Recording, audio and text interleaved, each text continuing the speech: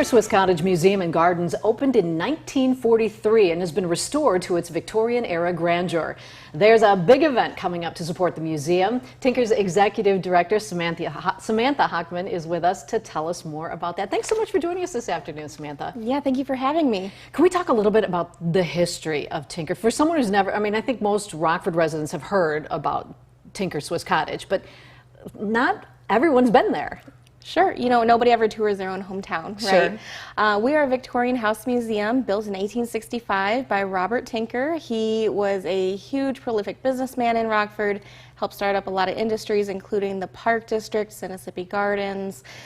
He was really hands-on in a lot of different things, even served a term as our mayor at one point in time. So, can you talk about the location a little bit? It overlooks Kent Creek, right? It does. It overlooks Kent Creek, which is the founding site of our city. So we are up on a limestone bluff. It's about 7 acres that we're nestled on, so it's quite picturesque and park-like. And the home itself, a lot of that is just as it was years ago. Absolutely. It is 98% from the Tinker family, so it's as if they just got up one day and left everything. The thing I always find amazing when I go in there, and we're looking at some of the video now, is the furniture seems so much smaller than what we have today. You know, it does, and that's a very common question we get. Some people believe Victorians were smaller. We know this isn't actually true. Robert was about 5'9", and his wife Mary was about 5'4", so still pretty common today, yeah. Yeah, that's interesting. Now, we're looking at the bridge, too. Can you talk about that a little bit? Sure, yeah. The suspension bridge was originally built in 1870, rebuilt again in 1890, and then we did upgrade it in 2005, so it's safe and sound, but it is a suspension bridge.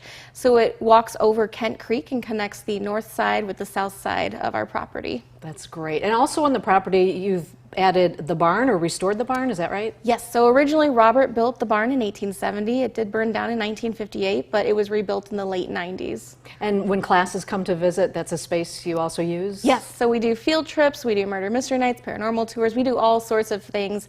We have it as a rental space as well for people who are looking to do baby showers, birthday parties, small weddings.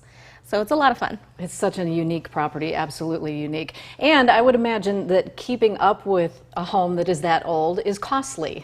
It is. You know, there's always more projects to be done than we have funding for. So a lot of times we look for various grants, whether it's from private foundations or the state, but there's also a lot of times where projects come through because of our generous private donors. What are some of the biggest needs that you have right now as far as repairs go? Sure, so we do have a new roof that's coming for the museum thanks to a state grant, but unfortunately the damage had been done beforehand and part of our ceiling has actually fallen down. Part of the floors in the basement have broken, and so a couple of the rooms are roped off where people can no longer go into them, and so there's just some structural work that needs to be done to repair it.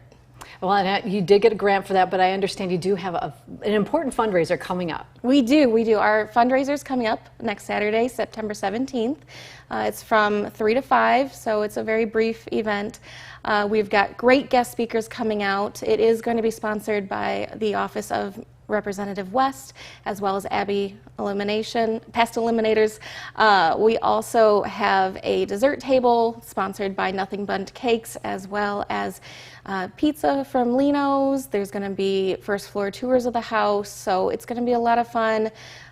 You know, in the morning there's a lot going on in Rockford, so right after you get done doing all those great things, you can come down to Tinker, spend a couple hours with us during our fundraiser, and head downtown for some dinner. It sounds like a fun afternoon event. How can people get tickets for this? Sure, so they are available through our website, tinkercottage.com. Otherwise, they can call the office at 815-964-2424, where we can take information over the phone. So we do need to have tickets. The cutoff date is the 16th of September, so that Friday beforehand. But otherwise, it's going to be a really fun time. So get your tickets now. Yes. All right, Samantha, thanks so much for coming out today. We appreciate it. Yeah, thank you for having me.